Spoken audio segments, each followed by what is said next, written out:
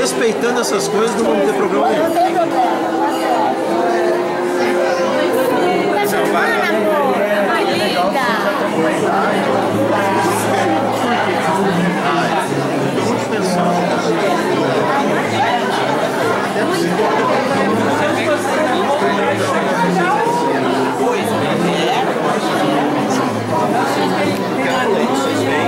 Poxa, a criatura saiu da mesa da feira.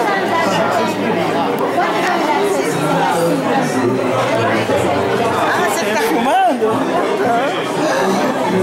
Filma mesmo, filmou.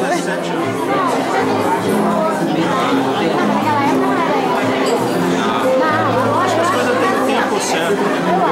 A gente teve um tempo aí muito forte para se adaptar em São Paulo, para organizar as coisas, organizar a nossa vida.